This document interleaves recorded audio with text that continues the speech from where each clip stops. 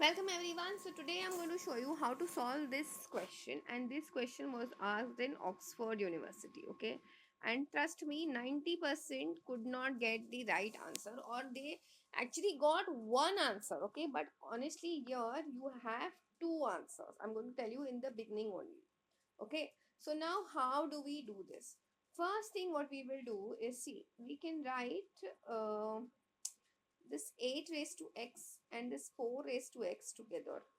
Okay, so obviously this is positive 4x, so I'm going to shift it on this side. It will get you negative 4x, and I'll shift this 4 on this side of the equal to. So I can write this as nothing but what, 2 raised to x plus 2 minus 4.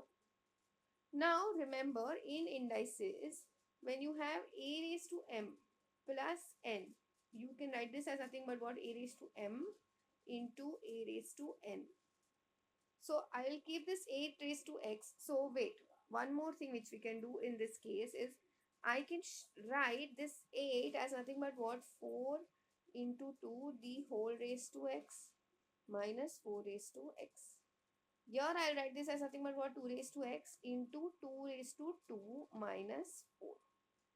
Now remember, a into b the whole raised to m, we can split the index as nothing but what, a raised to m into b raised to m. Okay, so here also I'll write this as nothing but what, 4 raised to x into 2 raised to x minus 4 raised to x. Here I'll write this as nothing but what, 2 raised to x into 2 raised to 2 is nothing but what, 4 minus 4. Now see, understand, this step is very crucial. What will happen over here is 4 raised to x can be taken outside, and we'll be left with what, 2 raised to x minus 1.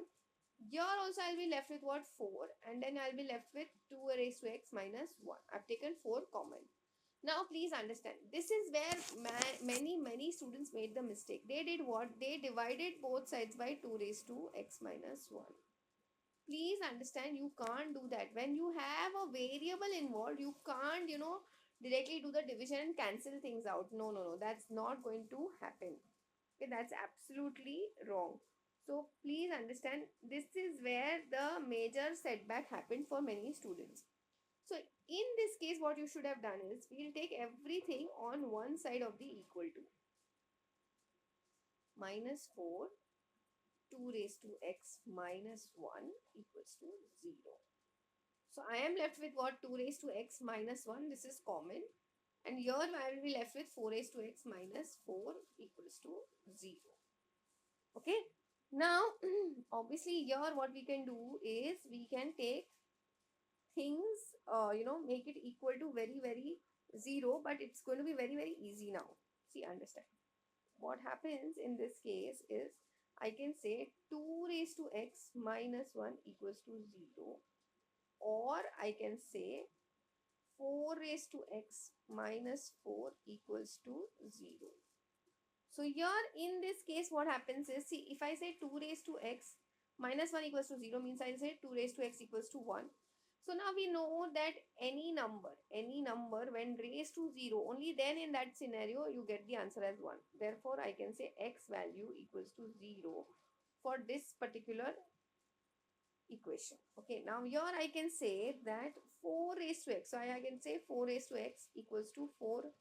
So obviously here the power of 4 is just 1, and since the bases are same, I can say the value of x is nothing but just 1. So for this particular equation, I can say either the value of x equals to 0 or equals to 1. Now if you see, let's put it over here. If we had put the x value as 0, so you would have what? 8 raised to 0 gets you 1 plus 4, that gets you 5. Similarly, here we would have had what? 4 raised to 0, that gets you 1, plus 2 raised to 0 plus 2, that gets you 2 raised to 2, that gets you 4, equals to 5. So this is absolutely correct for x equals to 0.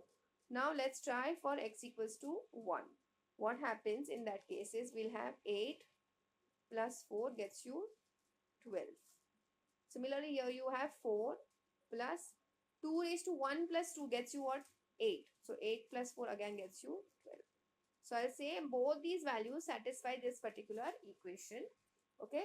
So that's it for today. I will definitely see you in the next video.